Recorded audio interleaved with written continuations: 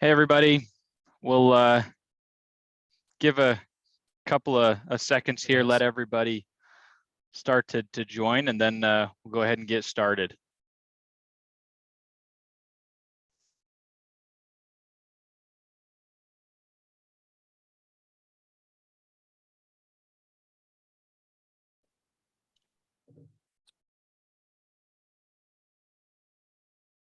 For everyone continuing to join, we're just going to give everyone a second to hop on. Watching the attendee list here as it slows down, we'll go ahead and get started here. We'll give it another 10 seconds or so.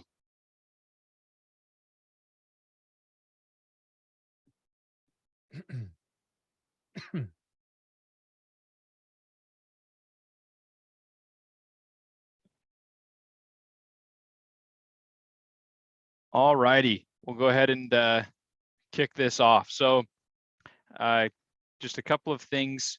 Feel free to throw in the chat where you're from. As we go through this, it's pretty interactive. So feel free to throw chats in. If you have any questions, drop them in the Q&A or in the chat. We'll try and address those as we go through here. And yeah, thanks for jumping on here to talk about how to attract and retain A-player employees. And to do that, Liam Morin from Profit for Contractors is here to do that. If you've been on previous webinars through the last couple of months, you probably recognize Liam. If this is your first time, you're in for a treat. Profit for Contractors is an awesome group. Love working with these guys, and they help contractors every day get back control of their business, manage profitability, and help them create and manage A-player teams. So with this, I'll go ahead and throw the time over to you, Liam. And again, feel free to throw questions or comments in the chat and Q&A, and we'll get going. Yeah, thanks, man. Hey, guys, welcome. I actually see one of our members here is on the call, Jeff. Hey, Jeff, good to see you. So I got a question, I guess, first and foremost, for everybody here. Who here is currently hiring, been trying to hire, maybe been failing at hiring, is going to be hiring in the future? Well, I mean, I'm sure all of you will be in the future, but who here is kind of actively trying to hire or has been or is having issues with finding and filling roles in their business? You guys just hit that in the chat. Maybe let me know what roles. Maybe it's like field tech, maybe it's production manager, maybe it's you're looking for an office manager. But I'm just curious, yeah, where you guys are trying to hire and if you've been having success. I assume many of you are here because you're not having the success you want, but I want to, always hiring. Thanks, Jeff. As we teach. Okay, so Trevor is, so Tom, Todd, Steve, Sunita, all day, every day. Okay, cool. So I assume most of you guys are here. And again, guys, like most likely for the rest of the life of your life or your business's life, you're going to be firing people. It's pretty much inevitable, especially if you plan on growing. Jennifer hiring as well. So I'm curious, where are you guys now? Where are you looking at what channels are you guys using to hire? I assume I know some of the answers, but so Tom's hiring field tech. So how are you guys, finding people, or what tools or methods or services are you guys using to get those applicants in? Is it like Indeed? You doing Facebook? You guys using headhunters? I assume a lot of you guys are going to say Indeed. Okay. Cool. So Tom's Trevor's using Indeed, word of mouth. Okay, cool. That's great, Jennifer. Fortunately, it's not a strategy, but it can work, just not reliable and scalable. Mandy, and oh wow, Facebook ads, better team, newspaper, word of mouth, scalping. Okay, we call it poaching ethically. Facebook ads, experiences. Okay, cool. Better teams. Nice. Okay, cool. And how is that working for you guys? Have you been able to fill all your roles? Are you filling them on time? Are you getting like the quality of candidates you guys want? Or maybe not so much? Maybe it's a mix. Okay. It's a good mix actually we have. Okay. Yeah, not so much. So hiring obviously, guys, has changed in the last, let's say, since the last recession. Yeah, I assume. Yeah, I already know these are rhetorical questions, some of these guys, but since the last recession, hiring's changed dramatically. And then obviously since COVID, hiring has done a complete 180. So right now it's an employee's landscape. So just like it was a seller's market in real estate, now it's switching more of a buyer's market, right? If you're an employee or you're looking for a job, right, it's your market. It's not the employer's market, unfortunately. Okay. So that means that most of the traditional tactics like Indeed, ZipRecruiter, all those kind of things, they're not really working anymore and they're not really cost effective because most of those strategies, oh, sorry to hear that, Tom. And yeah, and that's something I hear all the day, because most of those strategies, guys, they're essentially they're a shotgun approach, or they're just really, the whole strategy is like, let's throw it a really wide net, cast the big net, and hope some dolphins, some unicorns land in the net and we can reel them in. It's not scalable. It's not predictable. And it's just really not the way you're going to be able to reach young people between like 18 and 40. Because those people now, as you guys know, like myself, like Ryan, like Reagan, we spend all of our time online. We make most of our decisions, most of our habits, we do most of our things online. So if you're not going to where candidates are through, social media, through really good branded content, and through more aggressive outbound strategies, you're probably going to keep hitting your head against the wall with those tactics. So I'm going to share a little data. Actually, I'm just going to show you guys just behind the scenes something. I think you guys might find this interesting before we kick off. And I got a bunch of goodies for you today, guys. So I'm going to drop this in the chat right now. We have a really great book. It's really popular. It's called How to Ethically Steal Your Competitors' People. Okay, it's by our CEO, Andrew Houston. There's a free ebook version you guys can download. I'm going to drop the link in, or if you want like the physical version, there's like a free plus shipping on Amazon. So I recommend you guys get that. No matter what, I want you guys to leave this webinar today with value. So I'm going to give you guys a ton of value. At the end, I'll show you something really cool if you stick around. Okay. So unfortunately, hiring is a numbers game, right? I'm sure you guys all the time, right, Ryan? Like, Yeah. just, you got to get a lot of applicants to get somebody good, Yep. right? Just like with sales, right? Like not every lead is qualified, right? It's not like every single person who calls your business is a qualified candidate. There's a certain amount of leads you probably all need before, and you probably know the ratio of like, hey, 10 leads equals 1 sale, right? It's just the nature of sales and marketing. And the point I really want to make to you guys is that hiring now versus before, it is a sales and marketing game all day long. If you guys go and look at all your competitors or like the really good companies, or even companies like BusyBusy, ourselves, and how we promote and brand ourselves and market to work for our company, it's very, very different, right? It's very aggressive, and it's really a sales and marketing tactic. And the reason why I think Jeff and Jennifer said always hiring is this is kind of what all contractors do historically. What most business owners do in general is they go, hey, I got a team, I got some people, awesome. And they focus really heavy on sales and marketing. And they're like, turn their back on their team, and they're like ramping up sales and marketing. And then they go, oh my God, I've sold all this work and now I have to go get the people to do it. Then they turn their back on their sales and marketing and they focus on hiring. They're like, now I got to get guys. And then they're like, oh wait, now I got to go more work to keep the guys busy. And it's this constant back and forth. It's a yo-yo, right?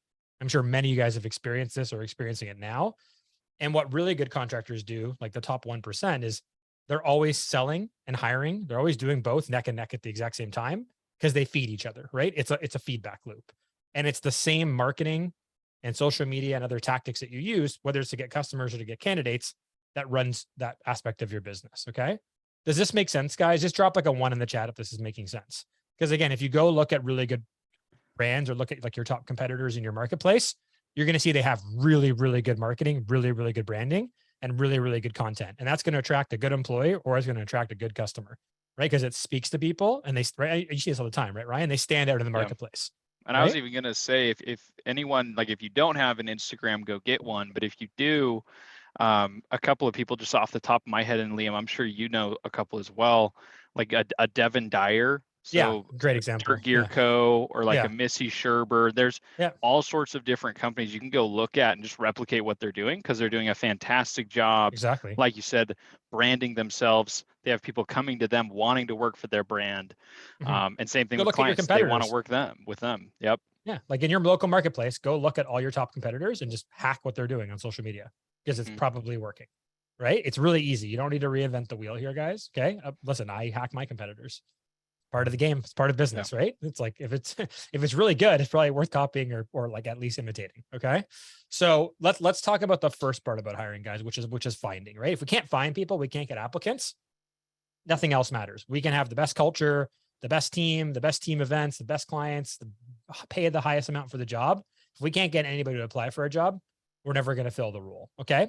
So I got a question for you guys. What do you think is the average amount of candidates or applicants the average contractor needs to get to fill one role? I'm just curious. You can give price or is right answers if you want, but like, what do you guys think is the average amount of applicants someone needs to fill a role? Okay. Across, again, this is average out across all types of trades, rural locations, urban locations, et cetera. 10. Got a ton. 50, where 20, where are you guys hiring? 10, 5, 40. Wow, I want to be where you guys are. Wow. Man, send me there, Trevor. Tom. So, yeah, Trevor's bang on. It's about 100. So to on average to hire a field employee, let's say not an office staff member, but someone in the field type labor employee, need about 100 applicants on average, because again, you want to get somebody good, and you're going to probably want to be now in today's market, slow to hire and quick to fire. Okay. So the first question you got to ask is like, what am I getting a month? If you're getting 10 or 15 or 20 applicants, there's your first problem, right? You're probably not getting enough in the top of the funnel to filter down to the good people. Okay. So the question is, how do we fill that funnel? Okay. That's probably the first question many of you guys are going to be asking, or going, okay, great. Like, I'm getting 30. How do I get 100? So there's a few different strategies that, honestly, guys, that are probably going to work for most of you. The first is again, like Ryan said, is content. So social media, that's Instagram, that's Facebook, and that requires daily or consistent weekly activity. So if you post every 3 months, not going to work, right? You need to have someone on your team constantly posting content every day of the week, right? Every month, for, again, hiring and marketing your company in the hiring environment. Okay. So showcasing members on your team, why it's great to work for you guys, all that kind of stuff. That's the social media organic play. Now, luckily, some of those posts are probably going to stand out. They're going to perform better, and algorithms at Facebook and Instagram, TikTok are going to tell you guys, hey, like, you're getting a ton of views on this. So what you're going to want to do then is promote those, probably run like a $5, $10 a day ad budget to those kind of, let's say, sponsored posts. Okay. That's step one. Secondly, I recommend all of you guys, I'm going to show you an example. Get a really good careers page. Get some, if you have a marketing company, get some funnels set up for people to apply, and you're going to need to run paid ads. So Indeed, ZipRecruiter, all those aggregators, honestly, guys, waste of money. Much better to put your money into targeted Facebook and Instagram ads that are essentially landing pages. Okay. So I'm going to show you what this looks like. And I just want to, again, I'm going to show you guys behind the scenes really quickly into the inner workings of our business. So this is Greg. He's an electrician. Okay. He runs like a medium-sized electrical company. He's got about like 25 employees. Okay. So we recently hired for him an electrician back in May. Okay. So as you can see here, guys, 142 people we had to disqualify to fill one role. Okay. To eventually land on one hire. Okay. And there's a whole process that you have to go through, and he's hiring again right now. So he's got new people coming in the funnel. But again, from an applicant coming in off an ad or off, again, social media or whatever, all the way to the final stages. And we'll talk about the system of hiring in a bit. This is just like real life, right? 142 people we had to disqualify, and another 36 who are really good, didn't make the cut. We're going to remarket to them. They're going to keep the bench warm, keep our pipeline full. But this is real data from a real contractor. Okay. And he's in, like a slightly rural-ish area of British Columbia here in Canada. Okay. Found a great guy, working out really well. But again, this is real data, right? 142 people. Okay. And it took this guy about 60 days to get hired. Okay. Is this making sense so far, guys? I hope I'm not overloading you, but I just want to kind of show you the real data. Ryan, is this making sense? Yeah. Yep. Okay, cool. So again, guys, that's the first place we got to look. So what I recommend for all of you guys, whether you're hiring for one role or for multiple roles, is get a careers page. So not a tab on your website, not your website, but get a separate domain. I'll show you an example set up where you can actually have more of a careers page focus about your team. Okay. This is an example, one of our members, and he works for us, Jay. So this is his roofing business. So all of his ads, whether they're Facebook, Instagram, Google, whatever, they funnel people, the application form, to this, where they go, they learn about the company. They have a recruitment video, which we'll talk about, which is really, really important. And they have all their positions that they're hiring for, information about them, and then separate links where they can apply for all of these roles. Okay. And they have customer testimonials, all their links to their social. And this is what tends to perform the best in the marketplace. Having just a tab on your website doesn't really work anymore. So this is a kind of a dedicated careers page we're going to want to set up. Okay. Separate like whole website landing page where we can funnel our candidates to. And the reason why we want to do this is once we get their information, right, we can then, let's say they don't finish applying, or they fall off, or they ghost. Once we have their information, right, then they're in our system. We can follow up. We can remarket to them.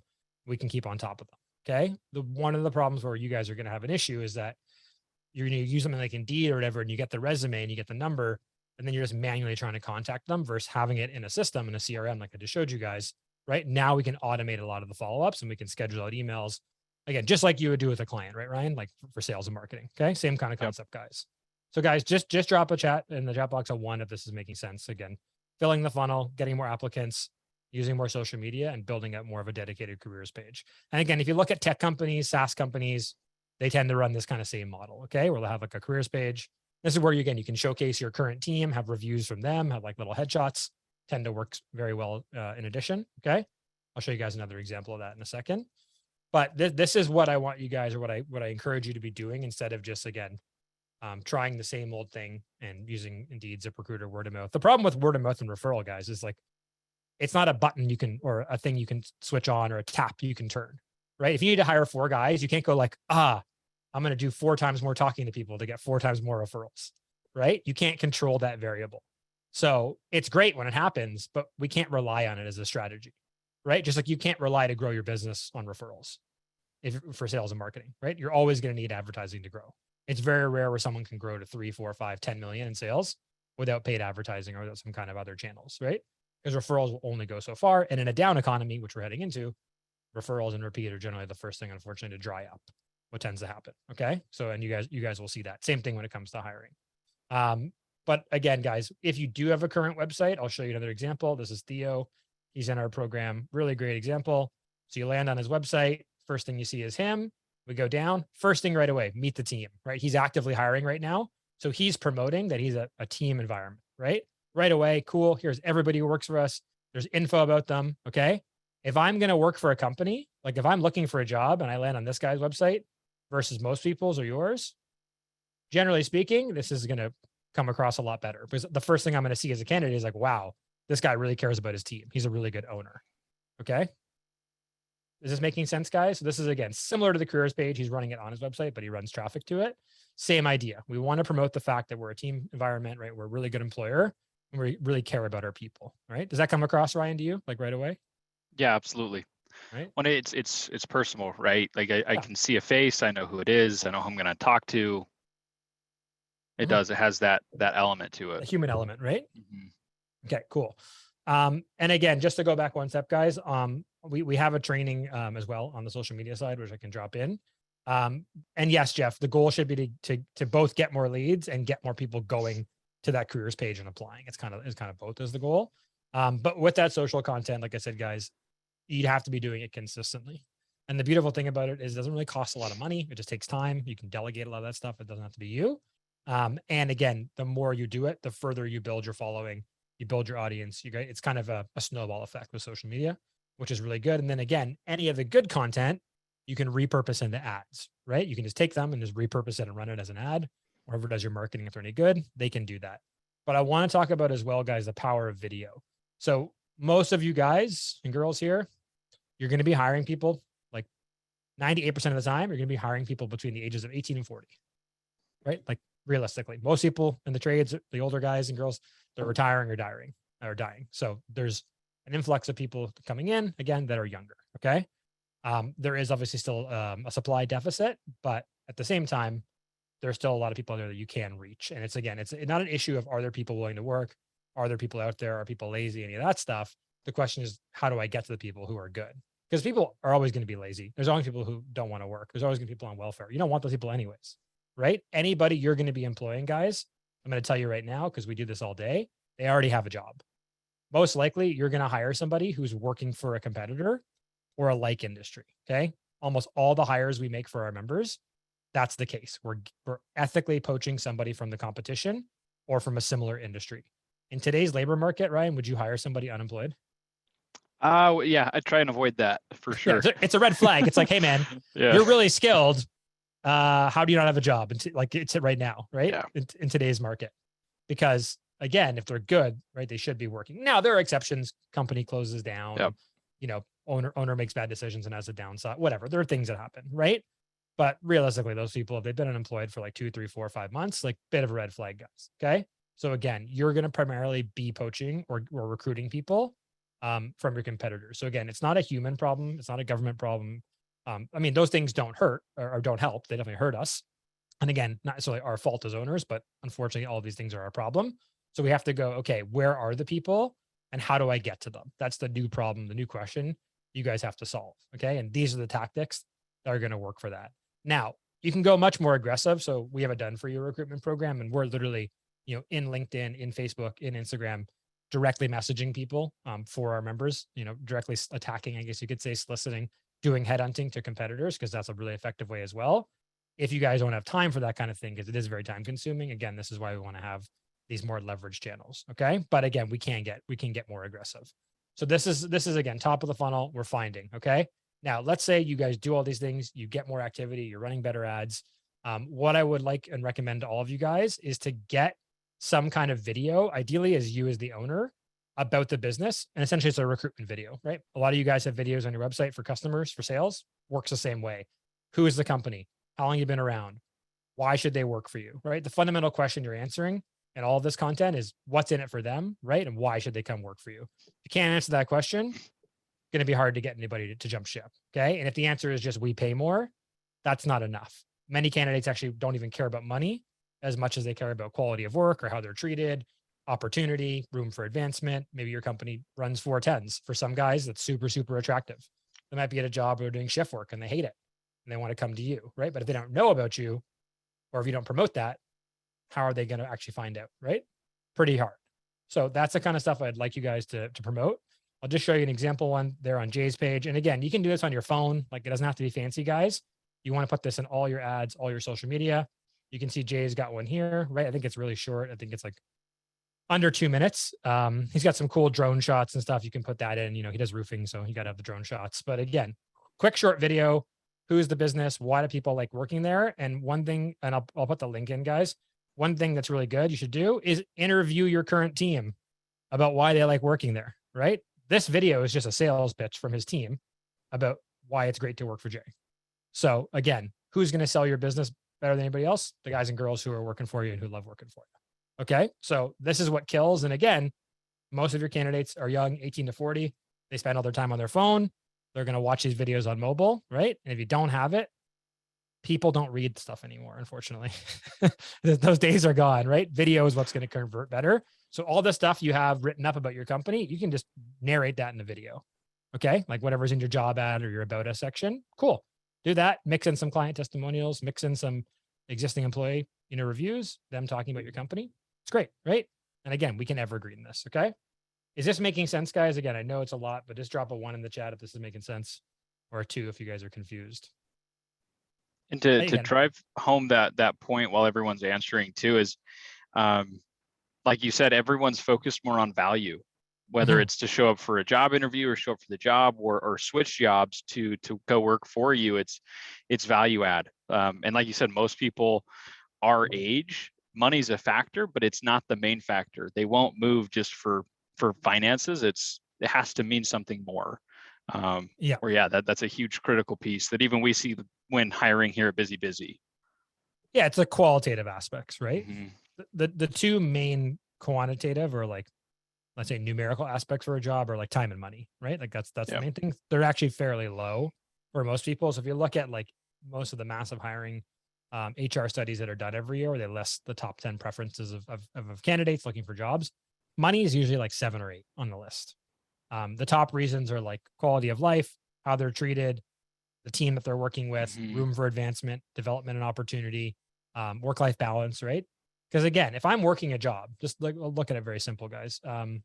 Chris Nichols, what do you do? What kind of trade are you in? What kind of work do you do? What's your niche? You guys type it in. I'm sure you're a GC, you're a plumber, you're a roofer. What do you do, Chris? You're a controller. Oh, okay. It's okay. Tom, what kind of contracting business do you run? Atzma. Or someone just type in the business they run. So we can use an example.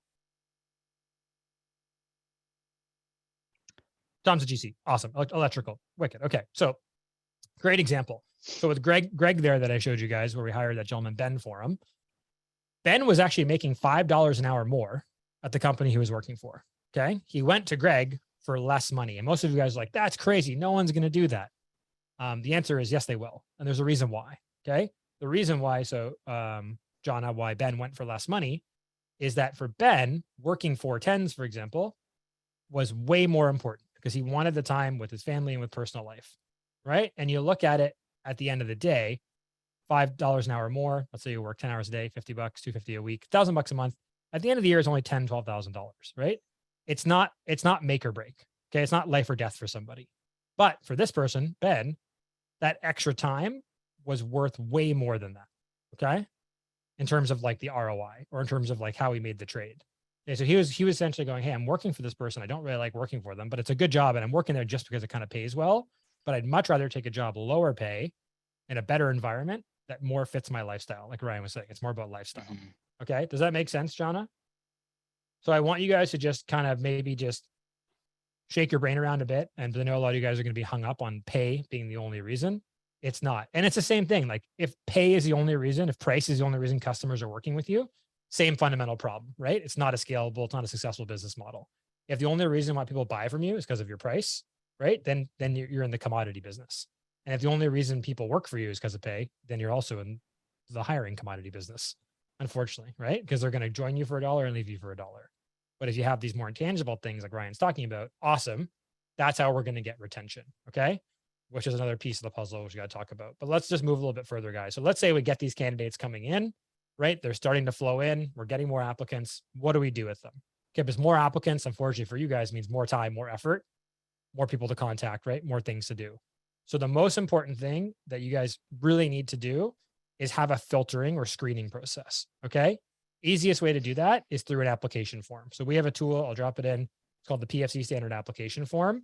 And all it is, I'll show you guys really quickly. It's just a 5-page application form.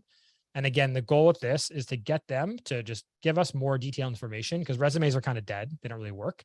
It's going to do like skills testing questions, like behavioral testing questions. Okay. It's a very standard one. But most importantly, if someone's not willing to spend 20 minutes to fill out an application form, are they worth hiring? Yes or no? Right? You have 100 applicants, 50 of them fill it out, 50 of them don't. Do you want to hire the guy or girl who won't take 20 minutes to do a simple task? Yes or no question, guys? Or why would it be a red flag maybe? Right? If I give Ryan this application and say, hey man, there's all this money waiting on the other side, you just got to apply and they don't do it. What does that tell you about the person potentially in terms of behavior or red flag? Makes sense. Okay, great, Trevor. Right. It makes sense because again, it's the first test of like, will they follow instructions? Right? Are they going to follow the process? Yeah, lack of follow. Exactly, Jet. Right. It's like, hey man, this is a simple problem. This is a simple thing. Like if we have a more complicated problem and you won't like, so John, you're doing electrical. If they won't follow instructions on like, something potentially life or death with electrical work, then we're worried. Right. So if they show us from the beginning that they don't like, discipline and orders and following instructions and process, red flag. They're not a good fit. Okay. Fine. Awesome. We move on to the next people. So we want to have, again, more candidates, but just like with sales, we need a way to filter people. Okay. Are you getting other quotes? Right. Yeah. I've gotten 16 quotes already. Cool. Not a fit. Bye. Right. I'm just looking for the lowest price. Cool. Bye. Right. Again, I'm doing it next year. I just want to get quotes now. Okay. Bye. Same thing. Oh, I'm thinking about maybe getting a job or like, yeah, I'll move, but for like $10 an hour or more. It's like, no. Fill out the application. It's a pass or go, fail, pass system. Okay, guys. So really simple. Ours is 5 pages. Most of you guys probably have something similar. It could be a 2-page one, right? It doesn't really have to be fancy. It's just something for them a hurdle for people to jump through, for them to fill out some basic questions. Okay. And also at the same time, resumes are dead because you can lie on your resume. They don't really work anymore. It's much better to have people, again, this is the application form, give us information again about, their backgrounds, roles they've worked in before. Okay. I'm sorry. I sped ahead there. It asks questions about like, hey, if you were in this scenario with an employee, what would you do? And again, we want to filter out the dead or like just the not ideal candidates. Okay. I'll be a bit nicer. Okay. Is that making sense, guys? So this is step 2, right? We get more applicants. We're doing different things to fill the funnel. Now we got to be more protective of our time and our team because we don't want to bring the wrong person on, right? We don't want to bring on a bad apple. We want to filter them out. Okay. Chris, Tom, Trevor, does it make sense, guys? Just drop a 1 if it does. And I'll drop the link in for that as well. It's actually part of a whole bundle I have for you guys, actually. But this is a big hiccup we see with a lot of contractors is like, oh man, I got candidates. I'm going to interview everybody. Like, well, you can't. Not everybody's going to be a fit. It's impossible, right? You're not going to, again, do work for every lead that you get into your business. Okay. We have to be selective. And I assume like you guys are busy, Ryan, like we really adopt the PFC and with all of our clients and encourage a slow to hire, quick to fire process. Yeah. Because the cost of a bad employee, guys, is just monumental for your business, right? Yeah. It can potentially be disastrous. Okay. Because a bad employee can like cost you other employees. It can cost you customers. It can cost you money, your stress, your sanity, right? There's a lot on the line. On average, like it costs half their wage usually is the calculation. So a bad employee, you're going to end up spending or losing about half of their wage, right? So pretty detrimental to your business. Okay, cool guys. So now that we've, let's say, got some good people, we've kind of filtered them. Okay. We have more information on them and taken the next step. Then what we're going to want to do, what I recommend to all of you guys, is again, then invite them to an interview. Could be phone, could be Zoom. A lot of our members are doing Zoom interviews now and phone to get away from in person. Zoom is more ideal because there is the face-to-face and it can be recorded. What I also recommend for all of you guys is, if possible, you as the owner should not do the interview. If you're a small company, like you're like 1 to 5 employees, it's fine. But if you have a bigger team and you have like office support staff, I recommend, guys, you don't do the interview yourself. I recommend you have somebody else, production manager, PM, site super, office manager, somebody else do the interview. And the reason is really simple. As owners, we tend to unfortunately bias the interview process. So we tend to either oversell the role or undersell the role, right? Or we just like completely write off a good candidate for maybe the wrong reasons. We want to ideally for the interview process get an objective opinion. So the reason why I recommend Zoom to all you guys is, or some way of recording it, is have someone else run the interview. Okay, so I might have Ryan run the interview, okay, with the candidate, and then I can watch it, see the candidate's answers, and have an objective view of that interview and that candidate. Okay, because I'm not in the middle of it, which is gonna obviously I'm gonna have my emotions and my own things involved. So I really recommend that if possible. We have a set list of standard criteria we use no matter what role someone's hiring for. We use the same criteria every single time. It makes it really simple. It's again, skills testing and behavioral testing things, because most technical skills, guys, they're there or they're not, and they can be taught. Okay. However, soft skills and behavioral skills, hard to unteach and hard to teach. And what I mean by that is, someone has a bad attitude, they're not a team player, or they're just a weirdo, right? It's very hard to change that in a human being. But if I'm like an 8 out of 10 out of electrical work, and you need me at a 10 out of 10 over a few months or over a year, like you can train me and get me up to that point. Okay. It's not that hard because it's a technical skill. I actually, sorry, I was going to say, I heard a really good quote from our CEO exactly on that point. And it was, and I don't remember who said it, but it was hire and promote first on, it was integrity, then motivation, then capacity, then understanding, then knowledge, and then experience. And it's exactly what you just described is the experience side you can teach. You can't teach motivation, integrity, very knowledge, like you can't do that. You can't make, it's really almost impossible, right? It's really hard to change someone's behavior. Mm-hmm. Andrew, our CEO, is the same, very similar to what Isaac says. He goes higher for attitude, fit with the team, and then skill set. Because I can, again, train skill set. I can develop people, we can put them through training, we can have them shadow, whatever, right? But if they have a terrible attitude, they're not a team player, no one's going to want to work with them, right? Your clients aren't going to want to be around them. And don't forget, your employees spend more time with your clients than you do. So they're the ones that are with your clients all day. Okay, guys. So again, this is where, again, in the interview process, I recommend it. If you're smaller, you don't have the team, that's fine. Run the interview, still record it. Is really just good for like insurance purposes as well, just in case something happens. And again, I'll give you guys at the end the standard criteria that we recommend that you kind of go through. Because again, if we're running these processes different every time, right? If you guys are always hiring in a different way, it's like not a systemized, standardized process like I'm showing you guys, then you're going to potentially get a different result every time, right? If every time you do the interview, it's completely different, or the questions are just random, or there's no real system, then you're going to get an inconsistent result, right? Think of it kind of like a conveyor belt. So if we're always changing parts of the conveyor belt, right, then we're going to get an inconsistent product at the end. But if what I showed you guys here, if we have a consistent process from when the lead comes in, right, to when we make the offer or hire this person every single time like this, right, we can, like a production line, we can expect a more consistent result. And this is the reality of hiring, guys. It's a really boring activity. No offense to anybody in HR. It's a really boring activity. And it's really about the system, right? And it's the same thing for sales and marketing, right? The best guys who grow the biggest, who crush the most, they have a systemized process for marketing and selling. And they have a systemized process like this, like I'm showing you guys, for hiring, right? For onboarding, all that kind of stuff. Okay. Because again, it has to be repeatable. And if you as the owner are the only one who can hire and you go away for 3 weeks, and that means you can't make any hires or talk to anybody for 3 weeks, and a great candidate comes through the door, what are you going to do? I'd love to hear everybody's plan for that. So you're running your ads, an amazing candidate applies, unicorn, you're off somewhere for 3 weeks. There's no process and no one else can do this, guys. By the way, like my mom can run this process. Super simple, right? Anybody can do it, right? You're going to lose that candidate because guess what? In today's market, if you're not on people super quick, they're going to take another job offer because you're not the only person they're looking at, right? So all of you guys, what's your plan for that? You're going to fly back from your vacation. You're going to run an interview from holiday. I'm sure your partners would love that, right? Yeah, what's the process? There is none, right?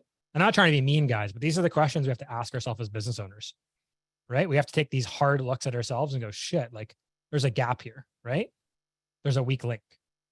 Because if you're the bottleneck for hiring, then you're the bottleneck for hiring. Very simple. Okay. And yeah, you're right, Trevor. You need a checklist, right? It doesn't have to be fancy. Okay. I'm going to give that all to you guys today. But again, you're going to have good candidates that are going to come through. And if you can't get at them really quickly and interview them and get them into the process, right, it's going to be lost opportunity. Okay. So just have a think about that. Talk with your team, right? Because there are people on your team, like you're saying, Trevor, who can help you. Okay. So now let's say, again, we've made some offers, right? We end up hiring somebody. We're going to commence with onboarding, which we'll talk about. What's really important again, is the ongoing, because we always want to be hiring guys. We always want to be filling the bench, right? We always want to be filling the pipeline. Is what do we do with all those candidates that we maybe move through the process, but we didn't hire them or didn't go with the job or whatever. Okay. And as you can see that here, like I'm showing you, for Greg, because he's hiring again now, right? We have these 36 people. So we've been remarketing to these people. So since May, we've been sending them emails about the company, been sending texts, been sending them, links to really good Google reviews the company got, to social media posts. We're keeping them warm. Okay. So most likely we're going to hopefully be able to pull somebody from this pool who maybe now is ready to make a move, who now wants a new job, right? Whatever. Or maybe again, we have another spot for them. If you don't have this kind of system, then again, you're reactive. You go, oh man, I need somebody. And you go scramble, right? And if you're scrambling is starting up all the systems again and you being really busy, right? Now you're taking your focus away from other areas of your business, unfortunately. Okay. So what do? Again, we remarket. So just like you do for your customers, you might have an email campaign set up, like an email drip list.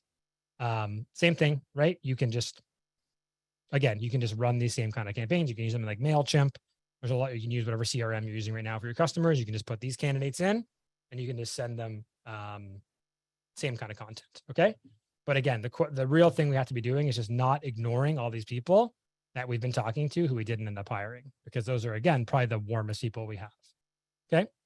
Just let me know, guys, is this making sense? I know, again, I'm throwing a lot at you in a very short amount of time, but because again, if our whole plan is just to start filling the bucket up every time, it's a lot of work, right?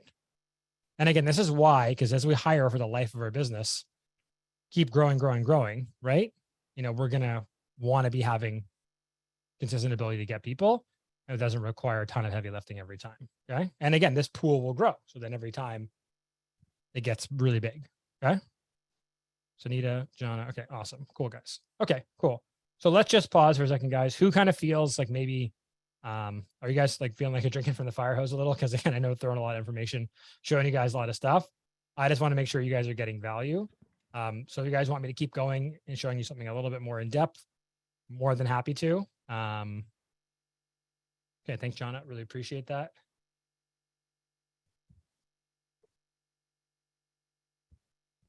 Again, I wanted to make sure you guys, you're good, Jeff, you're good. Okay, cool. So I'm going to drop a link in the chat, guys. This is just the link to our hiring audit where you can kind of get some more tips and some of these tools that I showed you. But I want to walk you through something that we have, guys. It's relatively kind of new, but it's really, really cool. And I think all of you guys should do it. So I'm going to walk you through. Is that okay, Ryan? I'm going to walk everybody through this. Yeah, absolutely. Okay. So what I think is really important, guys, is for you to kind of just get a very objective and just kind of maybe realistic evaluation of how you're hiring right now. Okay. So we have a link. I'm going to throw it in. I'm going to screen share and walk you guys through it. So this is a tool that we created a while ago, and we've been kind of workshopping it and tweaking it. And I'm going to run you through it, guys. But essentially it's a questionnaire. It's really simple, but it's going to kind of give you guys an in-depth analysis of your hiring process and where maybe you're weak and where you're strong. Okay.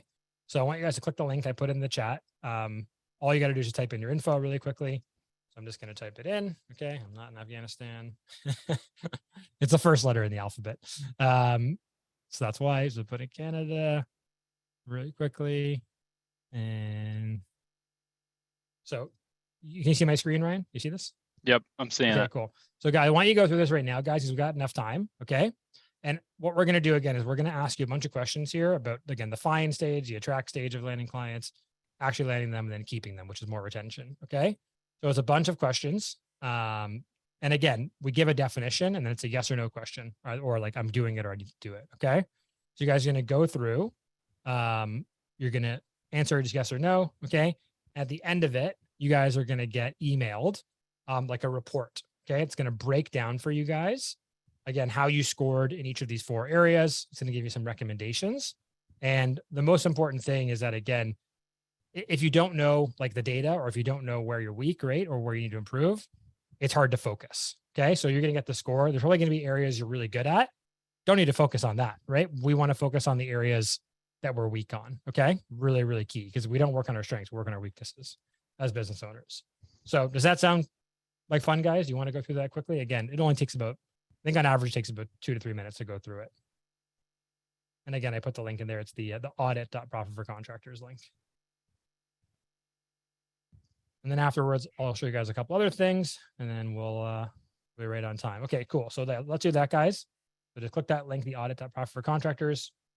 Just go through it. If you have any questions while you're going through it, guys, and it's got like a little down to the bottom, it shows you the percentage you're through on it. So yeah, I think on average it's like 1 minute, 39 seconds. But again, just go through. I'll do it with you guys right now, or to show you. Really simple. Okay. And the reason, again, we want to know like maybe where we're weak, where we're strong, is that, again, then we can look at, hey, like what are the strategies that I can employ, right, to focus on the areas that I'm weak at. And you guys probably have like a bit of a gut feeling, I imagine, with some of these areas of like, oh man, like I know I'm really good at this, or I'm really bad at this, or like, I don't have a lot of candidates, or I do have a lot. You probably know, right? But it's just good to, again, measure it. What does Isaac say? You measure what you make, or you can't measure what you don't make. What do you say, Ryan? Oh, you can't measure what you don't track. Right. Yep. Yeah. So we don't have a baseline to go off of, right, guys? Hard to make improvements.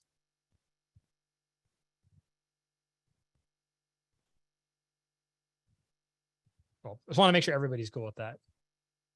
Now there's 17 of you and only Tom said 1. So I assume everybody else is good in opening it up. All right. I'll put 3 minutes on the clock, guys. Should be enough. I'll let everybody go through that.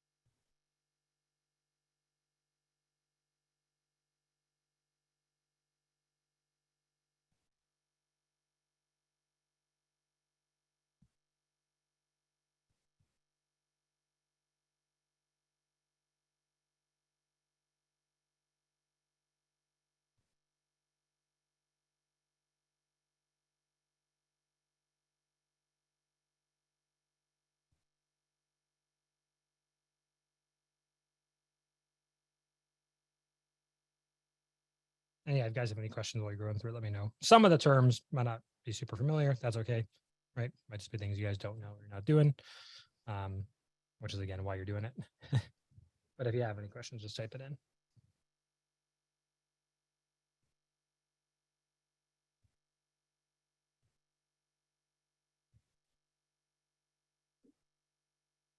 And again, don't worry, guys, you'll get sent like all the questions again, the full report. That's actually really cool. I'll show you guys actually what it looks like.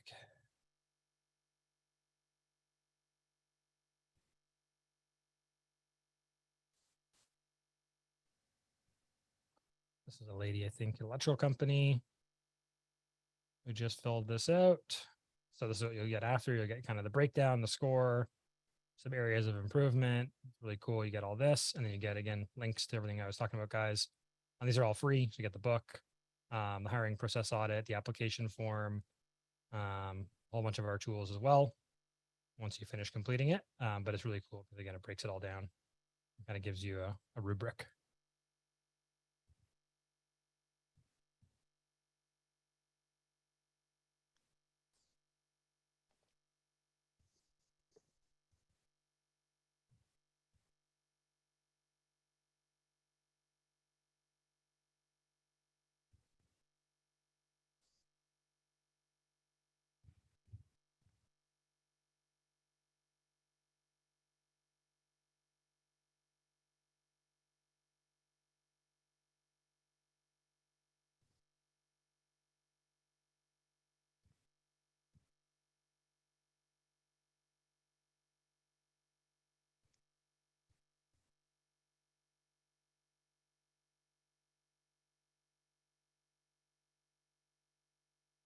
Love the enthusiasm, Jeff. Thanks.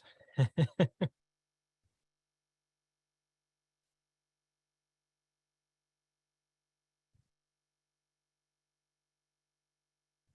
right, one more minute, guys. And again, you can always just keep filling it if you're not done at the minute while I finish up the rest of the talk. We'll be out of here right on time.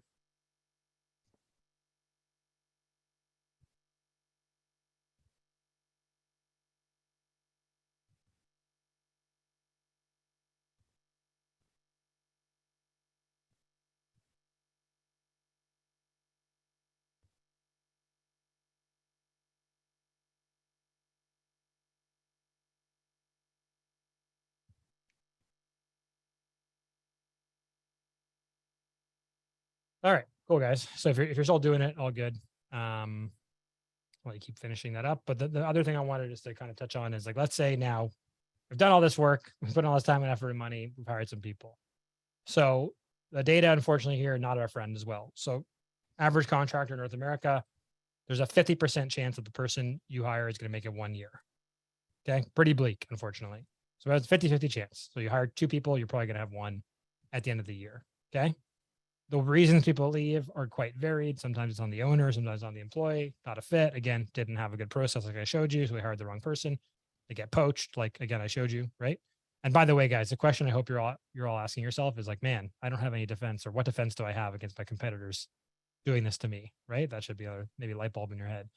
But let's talk about the most important part, which is keeping people, which is retention. Okay. Because ultimately it's way cheaper and way easier to keep people than it is to replace them or find new people, right? Just much better business strategy. The main reasons why people are lost, and again, the 50%, the majority of those happen in the first kind of 90, 120 days, is just there's no onboarding or complete lack of training. Okay. So if you think of any job you've had, most likely you had some form of training, hopefully, right? Or some form of induction process. There was some form of onboarding. But most contractors, what they tend to do is like, hey, here's the job. You show up Monday, you start working, right? It's like throw people to the wolves, put them in the trenches. There's no real process. This is going to backfire. Okay. It does not work, guys. That was like the old school way, right? Like our parents' generation, grandparents' generation is like, shut up, show up, right? Put your head down and get to work and don't complain. That does not work anymore, unfortunately. While there are advantages to it, because you weed out maybe some weak people, it's really not the best way to bring somebody on. So I guess great question would be like, Ryan Bracken, if I come to work at BusyBusy, right? If I get a job for you guys, regardless of the role, I assume there's an onboarding process. What does that look like? Walk me through that. If I get hired at BusyBusy, cool. I'm starting on Monday. I'm a software developer on the dev team, right? What am I going to probably experience? Yeah. So first day for sure is a lot of onboarding, a lot of meeting with whoever your team lead is, getting you set up on all the different softwares, training you on softwares, meeting with HR, figuring out all like the insurance stuff, or just making sure everything's good to go for payroll. But there's absolutely an onboarding process that we walk through, get everyone set up, get them comfortable before letting them go and saying, okay, it's time to go. Right. Yeah. You don't just start somebody at 100, right? There's a bit of a ramp up. Yep. Okay, cool. And there's going to be some training, right? Mm-hmm. There's going to be some, learning about the company, meeting different departments, right? Meeting other people. Yeah. There's a process, right? It's not just like, hey, dude, show up, here's your computer and get to work. It doesn't really work. Okay. Exactly. Now, slightly different business model, guys, but same thing.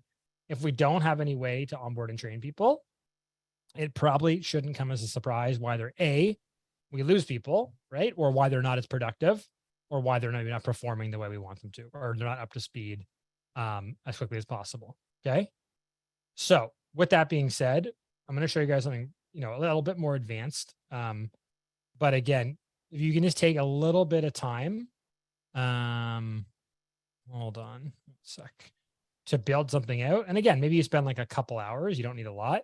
I really recommend, guys, you just sketch out the first like month if possible of what somebody's doing, and you have it on paper, you have it on Excel, you have something, because when you show this to a new hire, it really does inspire confidence. Okay. It's going to show the person like, man, this person actually cares and they're actually thinking about this stuff. This is an example of an induction plan. Okay. It can just be week by week like this. And the other reason why we want to have this, guys, and again, you'll get this if you finish the survey, is that this is also going to quickly, again, weed out any potentially bad people who've made it through, right? Because they're going to go like, whoa, I don't want to follow his instructions. Like, whoa, I don't want to be held accountable. Okay. So luckily it'll beat that kind of like extra check and balance. So please, guys, just take a little bit of time. Maybe you have someone on your team help you do it. Maybe there's certain safety things you need to get trained on, how you guys use equipment, how you guys use vehicles, right?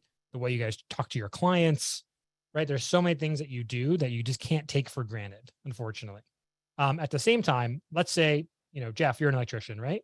Let's say you hire another electrician, right? The company that he came from before, they probably do things differently, right, Jeff? Even though there's code, right? There's probably different ways they wire a panel. There's probably different ways they install a service, right? There's probably different ways they do the exact same thing, or there's a different order, right? Or they use different types of materials, right? Or they use different tools. Would you agree with that, Jeff? Right? They're not going to do it identical. So you can't expect that person coming in from guys get creative what they can get away with. Yeah. There's guys who maybe, they come from a company that maybe they float the line on code, right? It's like, okay. So again, what's the standard that we operate as a business? I don't need a ground here. Yeah. I'm sure you see some things, right? It's like, cool. This is the standard that, Jeff at Kilovar Electric, this is how we operate. We always do this. Code is this. We're one step above code because that's the value you provide to our clients. But if you don't tell them that, how are they going to know? Right? That's on you as the owner. Okay. Great example. I used to run a fencing company, an outdoors company, right? A lot of shitty contractors don't dig 4 feet down and put sonotubes and mix concrete. A lot of guys dig 2 or maybe 1 foot, 3 foot. They use rapid post and they call it a day. Okay. Our standard was for footings. This is what we do. Okay. Does it cost more money? Does it take more time? Yes. Is it a way better product? Is it way sturdier? Can we sell that on value to our clients? 100%. But if you get mad at one of your guys one day because you show up and he's using rapid post and you didn't train him on the process, that's on you, unfortunately, right? Maybe not your fault, but it is your problem. In this case, it would be your fault and your problem. The point I'm making though, guys, is that again, we have to untrain a lot of the bad habits. I'm sure you see it, Ryan. People coming to work for you guys, you got to untrain bad habits from previous employers, right? Absolutely. One, we even see it like with customers of BusyBusy when like one of the most frequent new companies that join BusyBusy is from an employee that switched companies, and they're trying to bring like BusyBusy as a process into the new company because they're like, oh, like you guys are still using paper time cards, or you using a system that's not construction specific. I don't want to use it. Here's one we did use. It worked really, really well. And then they'll just implement that right in. So we'll even see it on that end as well. Yeah, it's just, again, it's just small, simple things, right? Maybe you guys allow your employees to take their trucks home, right? Maybe you don't. Maybe at their old job they did and you don't, right? What's your vehicle policy, right? What are all these things? You have to take this time. Is this making sense, guys? Because again, this is where either you can lose somebody, or someone can maybe get hurt, or someone can make a mistake that costs your business a lot of money, right? Like these are small things that, again, you need to just kind of do a brain dump and go like, okay, someone's starting with me from scratch, right? What do I do? Okay. By the way, guys, anybody have any problems filling out the audit? You should get emailed your responses pretty quickly, if not automatically. But Tom, Jeff, Sunita, Mandy, Jonna, Melissa, do you guys have any problems with it? I assume most of you guys got it done. It's pretty straightforward. If you did, let me know. Otherwise, yeah. And again, okay, that's good. Okay, wicked. Yeah. And if you guys are still filling it out, all good. And again, worst case, I'll leave the link there. Okay, cool. So again, guys, please, we're going to go to all this trouble, effort, put in all this money and time and improving your hiring process. And then you just throw people to the wolves, right? We're going to have churn. Okay. And again, way easier to just not have to replace people. Like, again, if you can improve your retention 20%, right? And you have 10 people, great. Now you don't need to possibly hire 2 new people, right? To grow. Simple math. Okay. So guys, we're almost done. Are there any questions? I know this has been a bit of a whirlwind as we try and stack these webinars of value. Any questions, guys? Anything we went over on hiring, on finding, on onboarding, on the questionnaire? And if you guys, honestly, if you're just like, you got it, like, I know hiring is a very complicated topic and it can be quite, there are definitely differences, right? Like between different trades and different types of work and niches. So there are subtle differences. If you guys have like a lot of questions, or you want us to like take a look at your job ad, maybe you feel it's not very good, or you want to see a better job ad for maybe, an electrical candidate or a carpenter, we got a bunch we can send you. But again, we don't really chat. It's hard to figure that out. So if you guys want to get more detailed, I'll just drop the link for our team. You can just book in a chat with one of our support team or coaches, 15, 20 minutes. They can probably kind of guide you better on the problem you're having. But are there any other questions, guys, today before we wrap it up on hiring, on any of the stuff that we went through? And I hope I got across you guys that hiring is not a one and done, right? This is something, and yes, it's painful. We have to spend the time and money to put these systems in place. But again, we're going to be using them for the life of our business, right? Because I think everybody here plans on growing. So if you're planning on growing, you're going to be hiring. And if you think no one's ever going to quit, you're never going to have to fire anybody, I suggest you take off the rose-colored glasses because it's going to happen. People die. People move away. People's family members die. People get sick. People get addicted to drugs. People make bad decisions. People fall in love with a girl and they move to Hawaii, right? Like literally one of my clients the other day, he's like, yeah, like my lead hand met a girl in Vegas. They got married and they're moving to Hawaii. I was like, well, that's a terrible decision. That's going to go poorly, but yeah, you need to hire somebody, right? Yeah. People make bad decisions. It happens. And to drive this home, this is something you guys will just do if it makes sense, right? For these companies, because walking it through, it's something that makes sense that, like you said, it's not just a one and done. It's a whole process. It's a continual process. So for someone that doesn't have time to build that system out, you guys will just do it or doesn't want to, wants it done by someone that's doing it every day. That's something you guys will just do, right? Yeah. So sorry, guys, we have a done for you hiring program. So just like you guys might outsource your bookkeeping or your marketing, right? You have someone just do that for you. We have a program, which are done for you hiring programs, a hiring accelerator, where we'll literally just do everything for you. So we'll write the job ads, do the social media, literally do everything, get the candidates in like this. Our team will vet them, move them through the process, all of our admins, and we'll literally just present you guys a short list of candidates to interview. You tell us who you want. We make the offer with you. We help you with the onboarding. And then we repeat the process and again, get the system in place for you guys. Again, this is Greg. So Greg's on the program. He made a hire in May. Now he needs to hire another guy because he's growing. As you can see, we're getting new applicants in. So if you don't want to, and just to give you guys like the time of properly hiring on average for most of our accounts, like for Greg our team's putting in about 20 plus hours a week. So to properly hire, like that's what you need. I know most of you guys are working a lot already, so you probably don't have 20 hours, unfortunately, but to do this properly in today's hiring landscape, there is a lot of time, right? So if you don't have that time, you don't have the patience, you don't have the knowledge of the systems, we literally just come in and drop it in and do it for you. We made like over 150 hires last month. We have about an 86% placement rate. And generally most hires we make under 90 days.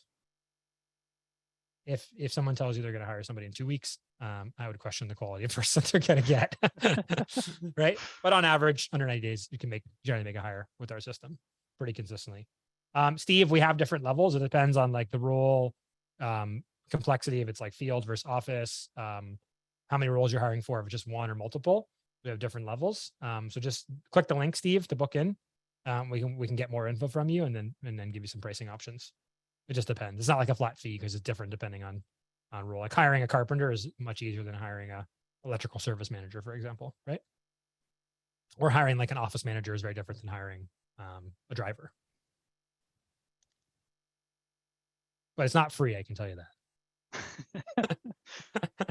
But way cheaper than hiring a headhunter. So on average, a headhunter, on average, a headhunter, guys, like any somewhat decent reputable headhunter, they're going to charge you either $15,000 to $30,000 minimum, or 10 to 30% of a year's salary of the candidate. That's fairly standard. So if your employees 60 to 100K a year, most headhunters are going to charge you anywhere from like 10 to 30K to make that one hire. And that's one and done, no system, no repeatable process, right? They just come in, they do it, no guarantee, no replacement usually. And they don't give you any kind of repeatable system, right? Which is the problem. It's very, what's the word I'm looking for? How do I say this politely about headhunters? Most of them would step over their mother at a funeral to place somebody in a job, right? Like these are intense people. They're like realtors, no offense to realtors, but like they'll do anything to get a placement, right? But it's a sales gig and they don't really care about what happens afterwards, right? Once the hire is made, you're essentially dead to them. So there's no follow-up, there's no help with the onboarding and retention. And there's really not a ton of really good ones for construction, unfortunately. For the big companies, yes, but for the average size business, not really out there. Sorry, I hope that answers the question, Steve. Okay. Okay. Well, Awesome. We're at I time. think we've I'm gotten a savage. Oh, thank you, Trevor. That's a compliment. I tell people that's something I tell people they're savages all the time. If someone sends me something and I say savage, it's a big compliment.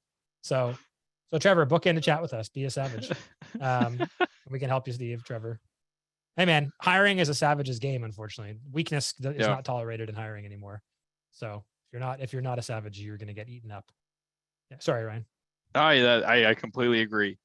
But yeah, appreciate everyone hopping on here. Feel free to check out the link and chat with these guys. Otherwise, we'll catch you on the next webinar in September. Yeah, I'll just drop the link in there again, guys. And if anybody still has to do the survey, you just open it in your browser, right? You can complete it. But I think most of you guys did. And again, not to be mean, guys, or to be ruthless, but like, you have the question again, you have to ask yourself is like, what is your defense? Right? Because if one of your competitors comes and hires us to recruit for them, right? And we're targeting you, it's like, what's your defense? Right? So you got to start thinking about your team, culture, retention, all that kind of stuff. Because you're right now, most of you guys, your doors are open, right? People can come in and they can poach. You don't want to be the sheep. You want to be the wolf, right? You want to be the one poaching. You be the one eating. Okay. And you only do that if you get aggressive. Completely agree. Okay. Thanks, guys. Okay. Catch you later. Awesome, guys. Cheers.